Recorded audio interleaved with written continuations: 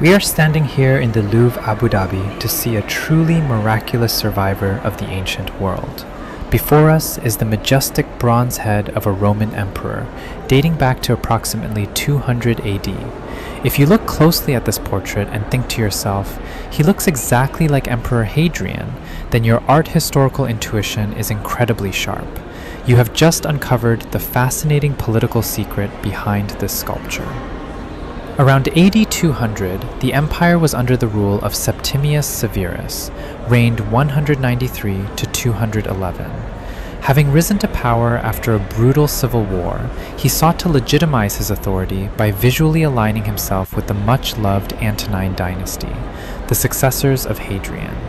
The philosopher-style imperial portrait, marked by a full beard and abundant curly hair, was in fact first popularized by Hadrian, reigned AD 117 to 138, and it later became the standard look for the emperors of the Antonine Dynasty. Let your eyes focus on the very specific, magnificent details of his face to uncover the truth. Look closely at the center of his forehead. Do you see those 3 or 4 thick corkscrew curls hanging straight down?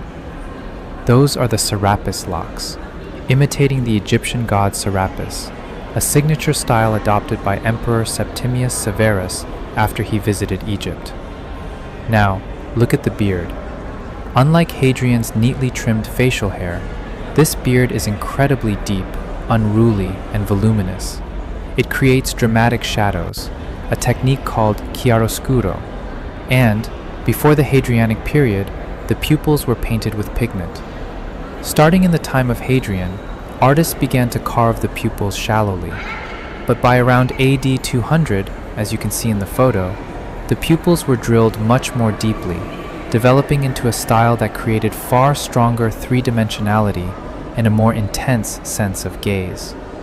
The state other people was about the too complex beard, which proves this is a later, more exaggerated style from the Severan dynasty. Look directly into the eyes of this ruler and feel the absolute, unquestionable authority he projects. You might wonder how the Roman Empire could afford such an extravagant, massive bronze monument, knowing that Rome later suffered severe economic crises. The answer is timing.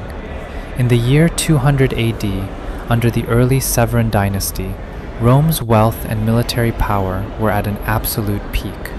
Before the devastating crisis of the 3rd century hit in 235 AD, emperors still commanded the immense wealth required to commission such dazzling, top-tier bronze masterpieces. Historically, the very existence of this bronze head today is nothing short of a miracle. During the empire's decline in the Middle Ages, almost all ancient bronze statues were mercilessly melted down to be recycled into weapons or coins.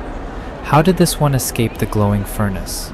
The secret lies in its discovery date, between 1770 and 1790. At some point in antiquity, this head detached from its colossal body and was buried deep beneath the rubble of Rome.